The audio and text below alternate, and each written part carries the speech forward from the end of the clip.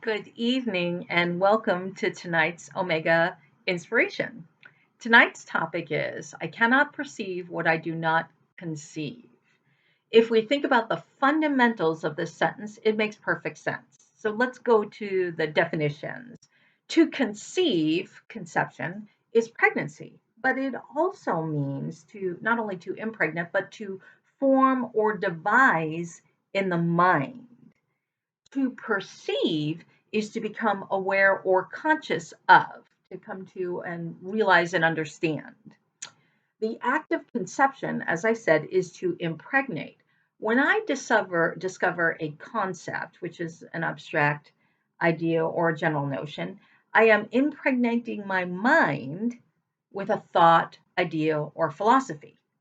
So I impregnate my mind and I'm learning something new. I'm impregnating it into my mind and then I perceive it. And here's the thing, once it's implanted in my mind, regardless of what anybody else says, it's the truth. I assume it's right, correct, and I'm certain of it because I was taught. That's the way I was taught. So when I perceive something, when I conceive it and perceive it, it's the truth. The truth. Now, what I think is very funny about this is history is filled with examples of the truth that turned out not to be true. For example, 1500 years ago, everybody knew that the Earth was the center of the universe. 500 or so years ago, everybody knew the planet Earth was flat. 100 years ago, everybody knew as the truth that man could not fly. And at all of those times, it was the truth until it was challenged by great thinkers, people who had original thoughts. I spoke about original thoughts a few weeks ago. So when we have original thought, it's outside of our thinking, outside of the perceptions of our conceptions. For example, Copernicus, he is credited for placing the sun in the center of the universe, in the, excuse me, the center of our solar system. He put the sun there. He said it's not the earth, it's the sun that's in the center. Columbus, he's the one credited for having a spherical planet. And of course, the Wright brothers took us off the surface of the earth. They were capable of having an original thought and an original idea. So each one of these men had the ability to think the unthinkable, to think the unthinkable. We have great examples of that today. Elon Musk, SpaceX, as a matter of fact, Inspiration 4 just splashed down this last night. It was the first civilian flight. So Elon Musk has this plan. If you've ever gone to the SpaceX website, you'll see he has a plan to take people to space, take them to the space center, the floating International Space Center, take them to the moon to colonize the moon, and eventually head over to Mars and colonize Mars. It's a plan. We laugh at it now, but look at history. When we challenge history and we are able to think the unthinkable, anything is possible. That's what's beautiful about it. Now, here's what happens though. Once I have that perception and the conception in my mind, and if I am being challenged with something opposite of what I believe to be true, I am not going to allow a new conception to happen. I already know it. I already know it. And I have that arrogance about me. No, I've learned that already. No, no, this is the way it is. If, if you've been a parent in the last 20 years or a grandparent, math the math is not the way it was when I was a young girl. I remember the one time I was doing math for my granddaughter and there was a multiplication, but there was boxes and you had to fill in numbers. I was so thoroughly confused on how that was supposed to be simpler than the times table that I grew up with. You just memorize the timetable, you're done. But things change. It's because it was outside of my perception. It was outside of the things I've already conceived. I couldn't conceive a new way of doing math, even though I know they keep changing the way of doing math. I'm certain that my daughter, or maybe even my grandchildren, will have challenges when their children are in school and it'll be a new way of doing math. It's very funny. When we were growing up, we relied mostly on our brain and memorization and then the calculators. Everyone had this isn't a calculator, but everyone had a calculator. Of course, now everyone has calculators on their cell phones, so we don't have to think much anymore. It's just I don't want to say lazy, but I'm not implying my brain anymore. So when I think about my conceptions and my preceptions, so remember, first I implant my brain with a thought, I learn something new, and then I perceive I understand it. Once I have that understanding, I've got it, and it's the truth. That's what we say. Oh, I've got it, and it's the truth. So my question to you is: have you ever heard the phrase "possession is 9/10 of the law"? When you're being arrested. Possession is 9/10 of the law. Well, I also feel, I'm going to have to spin on words on here, perception is 9/10 of my reality.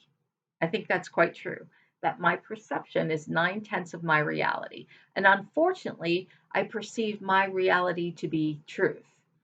And not just my truth, the truth, which is what we've seen happen in the last 4 or 5, 10 years now on this planet.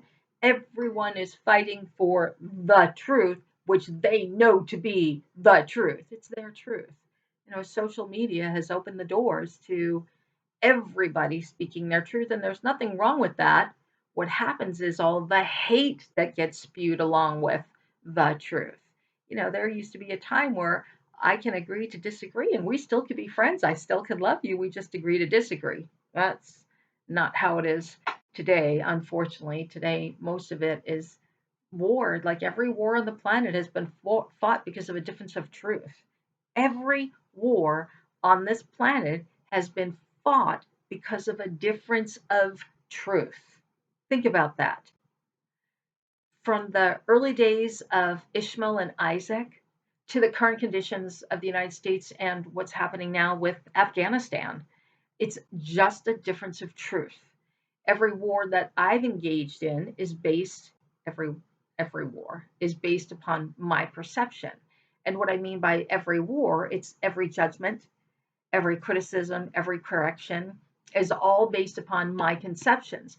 I'm correcting you because I'm right and you're wrong, and I'm going to correct you. It's all based on my perceptions. So, therefore, again, my reality is 9/10 of my perceptions. If I wish to change my reality, I must change my perceptions. If I wish to change my perceptions, I have to conceive something new. Really, if we back it up, that's what it comes down to, the ability to embrace and conceive and impregnate my mind with a new concept. That old phrase, I grew up the phrase, you can't teach an old dog new tricks. And that really meant not just old dogs, but people. Older people are harder to educate because they already have the truth. Unfortunately, that's what it comes down to. So think about this. If I was taught that the glass is half empty and another individual was taught the glass is half full, which one of us is the truth? Well, from my truth, the glass is half empty because that's what I was taught. From that person's truth, the glass is half full because that's what they were taught. However, both of them were correct based upon the teaching. Now, I know this sounds so simple. I'm going to drink water now. I know it's so simple. This is half full, this is half empty. It depends on your perception. I get it. I know that sounds very simple. It's just a glass of water. But how many arguments have you been in simply because you have a different perspective of things? How many arguments have we had? Once I have a concept fixed in my mind, it's impossible for me not to think it's true. And then I have to sit there and, the one thing I love about this is videos. Like you can actually video something. And there was an exercise done many, many years ago. We used to talk about this in the school. The psychologist, I believe, did this activity to prove denial. Well, denial ended up being one of the things. Anyway, so what they did is they put a bunch of presents in front of a kindergarten class. So they put this whole table of presents, all wrapped up, nice, neat presents. And they said, okay, we have to leave for a moment, but don't touch the presents. And the adults leave the room. Meanwhile, there's video cameras so they can watch this. Sure enough, one child after another goes up and starts picking at a present. Then they start fighting. And before you know it, they rip up all the presents. So all the presents are open. And then, of course, they're watching this on video. So as the adults are coming back, they're making a lot of noise to pretend that they don't know what's going on. So they make a lot of noise so the kids know they're coming. The adults walk in, scientists and the teachers walk in. They say, "Hey, who opened all the presents?" And every kid lies. well, they did that, they did that. And, they're pointing the finger and no, it wasn't me. And that was that, right? You think that's it just to show how lying happens. No. Then what they did is they asked the parents, do you think your child would be one of the children that opens the presents? Every parent, oh, no, no, my child follows the rules. Yep, yep, no, they're not going to do that. And then they show them the video and they show them the video of them opening up the presents and the parents say, oh, well, they were bullied, they were influenced, somebody else told them to do that, no, they wouldn't have done that. If I was in the room, they wouldn't have done that. And then the scientists say, well, if you think your child will tell the truth that they open the packages, and oh, of course, my child never lies. No, my child never lies. Again, it's the perception, the concept in our mind. So then they show the parents the children lying, and you would be amazed. The parents said, "Oh, no, no, no. They were lying because other people were lying. That no, if it was me, they would have told the truth." Well, like, you have it on video. This is what's happening, and you still can't even agree with the video. That's amazing to me.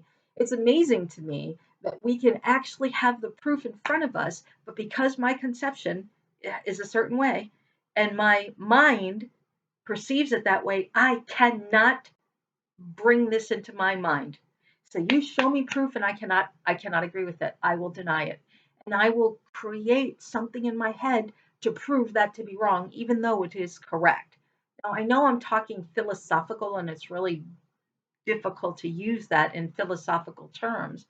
But think about what's going on today in the world and in the the idea that the Taliban has taken over Afghanistan like that. 3 days, what? 3, 4 weeks, boom, done. And they're back after 20 years. And we have the perception that we were over there to help them. And yet, if we look at some of the stories, if we understand some of the things that happen, have done our research, we can see, oh, not everything that we did over there was appropriate. But if we have it in our head, no, we went over there to save them, you cannot prove them wrong. You cannot prove it. It's like what we used to say in the classroom. If you have a die-hard Democrat and a die-hard Republican, no matter how much you try to explain the other side, they cannot conceive it. They cannot perceive it and they cannot conceive it. It's kind of like Dr. Viktor Frankl says, if we have an incongruency, when we are not coming from our values and we're coming from our belief systems. I said Dr. Viktor Frankl. It wasn't Dr. Viktor Frankl, excuse me, it's Dr. William Glasner. Dr. Glasser said that if I come from my belief systems rather than my values, two things will occur. I have low self esteem and I have a fragmented personality, meaning I can only see what I want to see and I only hear what I want to hear, only what's implanted in my mind. And until I can impregnate another concept in there, I will not be able to embrace a new truth. Now, why is this important? For your own evolution, it is imperative that we continue to strive. It is imperative that we challenge ourselves constantly. Remember history. The solar system, the Earth is in the center.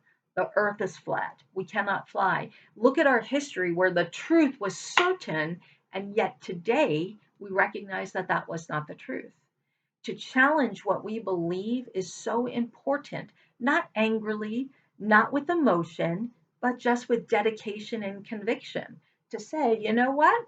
I think I could do better than that. To challenge myself, to say, you know what?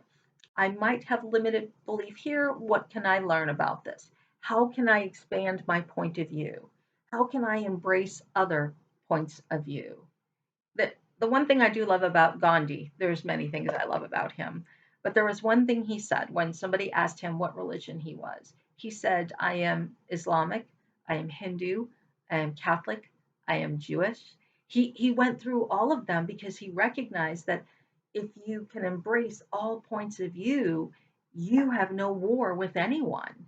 If I can embrace all points of view, not live all points of view, but understand all points of view. If I can conceive and understand that point of view, understand that point of view, understand that point of view, I have far more compassion in my life, far more patience, far more understanding. If these are the things that you desire, then it is important that we challenge our conceptions, that we challenge our preceptions. So remember, perception is 99% of my reality. If I wish to change my reality, I must challenge my perceptions. And if I challenge my perceptions, I must challenge my conceptions, what I conceive. That means I must have the ability to absorb and bring in a contradictory point of view and understand it. By doing that, it brings me to a place of far more compassion and peace and less judgment, criticism, and correction of others. Thank you for joining me this evening. I appreciate it. Next Monday, we're going to talk about clarity and how the search of clarity, how can we find clarity in our lives. Have a wonderful weekend. Have a wonderful week and enjoy challenging your perceptions. Bye now.